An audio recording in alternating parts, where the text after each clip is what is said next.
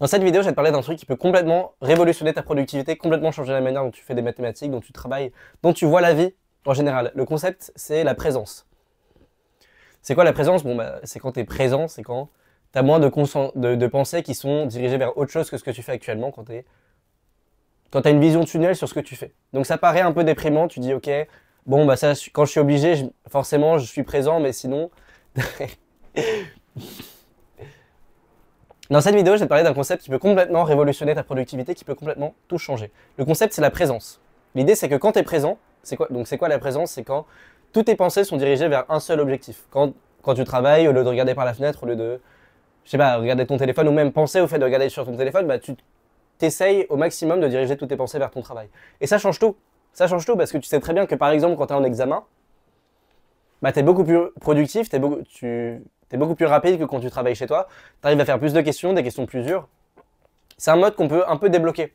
Tu vois, on a un peu cette idée-là que il y a le travail d'un côté, et ensuite il y a le réconfort de l'autre, et c'est important d'équilibrer les deux. On a un peu cette idée-là que c'est bien, quand tu travailles, de quelquefois, genre 10 secondes par minute, penser à autre chose, rêvasser, voilà, ça permet d'équilibrer la dureté du travail en fait. Mais ça, c'est complètement faux. Parce que les études montrent qu'en fait, on est moins heureux quand on pense à autre chose pendant qu'on travaille. Si tu mets des capteurs à des gens et que le capteur bip aléatoirement et qu'ils doivent dire est-ce que je suis heureux, est-ce que je suis concentré sur ma tâche ou est-ce que je pense à autre chose, c'est négativement corrélé. Donc plus tu penses à autre chose, même quand c'est des choses plaisantes, même quand tu rêvasses, bah moins t'es heureux. Et c'est complètement logique. C'est complètement logique parce que quand tu travailles et que tu penses à autre chose, le message que tu envoies à toi-même, c'est ce que je fais n'est pas important, ce que je fais n'est pas bien, je préférais faire autre chose. Quand tu es en train de travailler et que tu regardes ton téléphone, le message que tu envoies inconsciemment, c'est le cours n'est pas digne de mon intérêt. Mon téléphone est beaucoup plus intéressant, mais j'ai pas le choix d'aller sur mon téléphone. Je peux pas aller sur mon téléphone, donc je suis obligé de faire ça. Donc inconsciemment, tu es en train de créer une tâche pénible dans le travail, tu es en train de créer un truc inintéressant. Et donc forcément, ça impacte à quel point tu as été heureux à la fin du cours, à quel point tu as été intéressé, donc à quel point tu as appris, tu as retenu des choses. Donc voilà, ce que je veux dire, c'est que on a cette idée-là, qu'on est plus cool que ce qu'on fait actuellement, que ouais, ok, là je suis en train de faire des maths, mais au fond de moi, je suis quelqu'un qui va plus loin, je suis un artiste. On a un peu cette idée-là qu'il y a le monde du travail, et ensuite il y a notre monde un peu poétique qui dépasse un peu ça, que ok, bon d'accord, on est obligé de travailler, mais au moins on peut s'échapper en rêvassant, mais en fait, le fait de rêvasser ne te rend pas plus heureux. Et tu l'as déjà vécu. Enfin, je veux dire, on le sait tous, les gens qui sont sur leur téléphone pendant qu'ils sont en cours, ils sont pas plus heureux que les gens qui écoutent le cours. Ça marche pas. Les gens qui sont sur leur téléphone en cours, dans 2 ans, ils ont arrêté les maths et ils ont changé de programme d'études. Genre personne... Enfin, on a l'impression que c'est quelque chose qui nous rend heureux, mais je pense que le fait d'être présent en cours, c'est ça qui te donne la vitalité, l'énergie, l'envie de le faire. Moi, un truc que je fais tout le temps, c'est quand je suis en train de parler à quelqu'un, quand je suis en train d'engager une discussion à deux, s'il y a un groupe de gens avec qui j'ai plus envie de parler, qui a l'air plus intéressant, je suis un peu moins présent et je commence un peu à jeter des petits coups d'œil à côté, où je commence un peu à penser à eux, à ce qu'ils peuvent être en train de se dire quand je suis en train d'engager ma discussion. Et quand on fait ce genre de choses, on a un peu l'impression qu'on s'échappe, que c'est bien, on montre à quel point on est important, que comme on est très important, plus important que la personne en face de nous, on devrait être en train de penser à autre chose qu'elle est en dessous de nous. Mais si tu penses à quelqu'un de vraiment important, il ferait pas du tout ça. Si tu étais en train de parler à Winston Churchill, il serait complètement présent, il aurait ses yeux droits dans les tiens.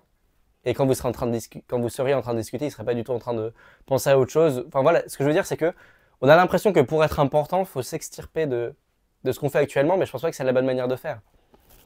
Si tu visualises quelqu'un d'important, il serait très présent, en train de discuter avec toi. Et voilà, on a l'impression que c'est important de s'extirper toujours du monde actuel, c'est important de penser à autre chose. Ouais, ok, aujourd'hui je vais en cours, mais dans 10 ans, c'est pas grave, je vais être entrepreneur et je vais être millionnaire. Il y a un peu cette idée qu'on retrouve dans les films de super-héros, mais un peu partout, qui est que la personne normale n'est juste pas assez. Il y a les gens normaux à côté de nous, et ensuite il y a nous qui sommes des super-héros, qui avons des super-pouvoirs, qui sont talentueux, et qui ne méritent pas le train de vie normal. Et ok, actuellement on va en cours, mais dans 10 ans, tout va bien se passer parce qu'on va être entrepreneur. Enfin, on a un peu cette idée-là que nous, c'est normal de sortir de la norme, parce que la norme n'est pas assez, la norme est un peu déprimante. Moi, je me souviens quand j'étais tout petit, vraiment, j'avais le traumatisme de juste être quelqu'un de normal. Il fallait que j'ai un talent spécial, il fallait que j'ai un truc particulier. Je me souviens que ce que je faisais, c'est que je m'entraînais en cachette à certains trucs.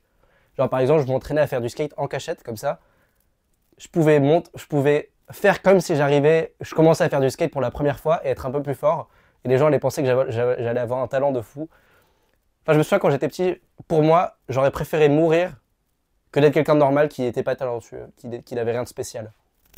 T'as un peu cette idée-là dans les films de super-héros, par exemple, où le synopsis de certains films de super-héros, c'est tu prends quelqu'un de normal, ennuyeux, un loser, et ensuite il se fait piquer par une araignée et ça devient quelqu'un qui est digne d'intérêt. Parce que ce que je veux dire, c'est que on a souvent cette idée-là que le train-train de la vie quotidienne n'est pas assez pour nous, qu'on va s'en sortir.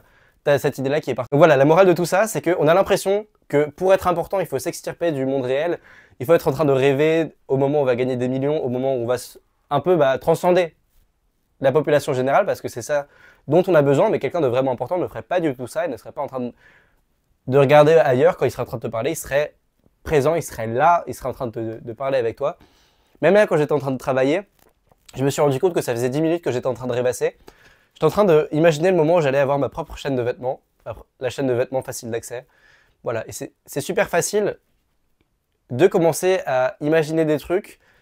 C'est super satisfaisant pour ton cerveau. Les études montrent que ça dégage la même dopamine de réaliser quelque chose ou alors de penser que tu vas le réaliser, parce que notre cerveau, il n'arrive pas à faire la distinction. Et donc quand tu es là en train d'imaginer le moment où tu auras ta propre chaîne de vêtements, ça libère tellement de dopamine que tu n'as pas envie de faire les actions nécessaires. Ah bah je sais pas, faire des mathématiques. Enfin voilà, ce que je veux dire, c'est que tu peux être infiniment plus productif si tu arrives à être un peu plus présent, parce que ça va rendre les choses plus intéressantes, ça va te rendre plus heureux, c'est les études qui le montrent. Et puis tu es juste beaucoup plus efficace. Exactement comme en examen, quand toutes tes pensées sont dirigées vers un objectif, parce que l'examen c'est quelque chose d'important, plus important que quand tu es chez toi et que tu travailles, en examen tu es beaucoup plus efficace que chez toi. Donc tu te poses sûrement la question de « Ok, mais comment est-ce que j'arrive à être plus présent ? Comment est-ce que je débloque cette efficacité infinie ?» Je vais tout te dire. Donc je vais te donner quelques conseils pour être plus présent. Donc le premier, c'est la méditation.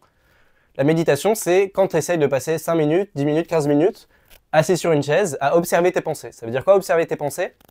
Ça veut dire que tu essayes de te concentrer sur ton souffle. Le but, c'est pas de ne penser à rien. Le but, c'est qu'à chaque fois que tu as une pensée qui arrive, tu l'observes.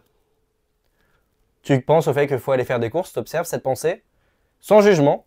Et ensuite, tu reviens à te concentrer sur ton souffle ou sur ce que tu veux. Il y a différentes manières de méditer. Et l'intérêt, c'est qu'en faisant ça, tu développes une sorte de second regard sur tes pensées et tu développes un énorme contrôle sur tes pensées. À force de les observer, à force de travailler le fait de voir quand une pensée apparaît, puis décider si on veut réfléchir à cette pensée ou alors passer à autre chose. Tu as un énorme contrôle sur tes pensées et quand tu es en train de faire ce que tu veux, tu te rends compte de ce à quoi tu penses et c'est beaucoup plus facile de revenir se concentrer sur la tâche que tu fais. Donc ça, c'est la méditation. C'est incroyable. Tu te dis, oulala, ça me prend 10 minutes par jour, c'est une catastrophe, mais je t'assure que le temps que tu vas gagner avec ces 10 minutes est énorme. Un autre conseil, c'est le fait d'avoir un journal intime et de s'exprimer un petit peu sur ton journal intime. Pourquoi? Parce que les pensées qui viennent pendant la journée, c'est souvent les mêmes. C'est souvent des trucs un peu en boucle. Ah, faut que je fasse ça. Et ensuite, 10 minutes plus tard, faut que je fasse ça. Enfin, on a un peu ce mode-là où notre cerveau pense que c'est important de répéter les mêmes informations en boucle. Je sais pas pourquoi. Mais avoir un journal, ça te permet d'écrire ce genre de choses. Enfin, ça te permet d'écrire sur papier les questions que tu te poses et de les libérer pour passer à autre chose. Dès qu'il y a un truc qui me tracasse un petit peu, je sais que je pourrais pas travailler efficacement à cause de ça et du coup, tu peux passer un peu de temps à en parler avec ton journal intime et puis ça te permet de libérer tout ça, de repartir à neuf et d'avoir un cerveau un peu plus calme, un peu plus reposé. Donc voilà, la méditation, le journal intime, mais même, tu n'as même pas besoin de méditer, juste de manière générale. Quand tu es en train de, je sais pas, faire des courses et que tu as ton cerveau qui part à 100 à l'heure, qui a l'impression d'être productif parce qu'il est en train de comparer 150 trucs qu'il faut acheter parce que tu es aux courses et en train de réfléchir à plein de trucs, se concentrer un peu plus, je sais pas, sur toi-même, sur le moment présent, ça va créer une attitude beaucoup plus paisible et c'est un énorme effet, la méditation.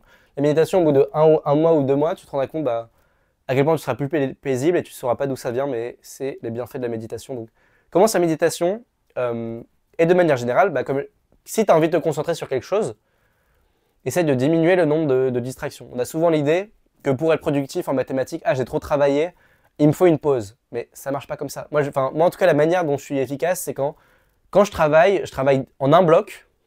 Si j'ai envie de travailler 6 heures demain, je mets les 6 heures en un bloc. Et ensuite, je fais autre chose parce que quand tu mélanges travail et distraction, t'es ni efficace dans les distractions, ni efficace dans ton travail. Enfin, je sais que moi, j'ai du mal à penser à autre chose entre deux sessions de travail et réciproquement, si j'ai passé 1 heure à faire n'importe quoi, c'est dur pour moi de revenir au travail. Donc, faire les choses, mettre les choses en bloc, ou en tout cas essayer de se concentrer sur le travail pendant qu'on travaille, ça va complètement changer ta productivité et ton bonheur en général, d'après cette étude qui montre qu'on est plus heureux quand on est présent dans le moment présent. Voilà, une autre chose que je dirais, c'est que on a souvent cette idée-là que nous, ce qu'on veut, c'est la récompense, mais que il y a l'entraînement qu'il faut faire et c'est un peu relou. Enfin, en gros, l'idée qu'on a, c'est que on veut avoir la médaille d'or, mais on veut pas avoir les entraînements. Alors que quand tu vas voir les athlètes de haut niveau, ou quand tu vas voir, je sais pas, n'importe qui est très très bon dans son domaine, il te dira que la clé pour être bon dans un domaine, c'est justement d'aimer les entraînements et pas de vouloir la récompense. Donc on veut tous avoir la médaille d'or, mais pour avoir la médaille d'or, il faut vouloir les entraînements. On a un peu cette idée-là que, ok, il y a les entraînements qu'on doit faire maintenant, ils sont un peu relous, mais notre vrai bonheur va arriver quand on aura le fruit de nos efforts. Alors que quand tu vas voir les gens qui sont productifs dans leur milieu, tu te rends compte que c'est les fruits de leurs efforts. C'est pas les fruits de leurs efforts qui les intéressent, c'est l'effort eux-mêmes. C'est l'effort lui-même qui est le fruit de l'effort. Je ne sais pas si c'était clair, mais ce que je veux dire, c'est que si tu veux avoir la médaille d'or, il faut vouloir faire les entraînements. Tu peux pas... Enfin, on a un peu cette idée-là que on mène une vie morose qui ne nous plaît pas, mais qu'à un moment, il y a un truc qui va nous sauver, on va être piqué par une araignée et tout va bien se passer. Mais il faut que tu arrives à trouver de l'intérêt, du plaisir dans les choses que tu fais actuellement. Les gens qui étaient les plus forts dans ma prépa, c'était ceux qui aimaient le plus les mathématiques. Plus tu es intéressé par quelque chose, les études le montrent, plus tu arrives à retenir les informations qui sont liées à cette chose-là. Et donc, il faut que tu arrives à dépasser l'idée de « je travaille pour avoir Polytechnique » ou « je travaille pour avoir une bonne note ». Travaille parce que c'est intéressant, trouve le travail intéressant, ou ne travaille pas. Enfin, je veux dire, si les maths c'est une calamité pour toi et que tu préfères faire, je sais pas, faire autre chose, et réfléchis, trouve un moyen de faire autre chose. Mais faire des mathématiques en pensant à autre chose, les études le montrent, ça va te rendre triste. Donc, voilà la morale de la vidéo. Tu peux être 1000 fois plus productif si tu arrives à être plus présent dans le moment présent. Si tu arrives à être plus présent, tu peux travailler ta présence avec de la méditation, avec un journal intime. Je te recommande la méditation, même un truc que je fais, je sais que ce que tu vas faire, c'est peut-être que tu vas essayer la méditation quelques jours et ensuite tu vas arrêter parce que tu n'as pas le temps, parce que tu voulais pas la faire maintenant, tu t'es dit ok c'est pas grave, je vais méditer dans 1 heure et tu n'as pas médité. Moi ce que je fais, comme ça je suis sûr de le faire, c'est que parfois, c'est qu'avant de dormir, j'essaie de me concentrer sur mon souffle. Donc tu laisses 10 minutes, tu te couches genre 10 minutes plus tôt et tu te concentres sur ton souffle pendant ces 10 minutes-là. Ou même quand tu essayes de dormir, tu essayes d'appliquer les préceptes de la méditation plutôt que de te perdre dans tes pensées. Ça peut créer un rapport plus sain à tes pensées et t'aider à être plus présent. Voilà, donc tu vas être 1000 fois plus productif quand tu arriveras à être plus présent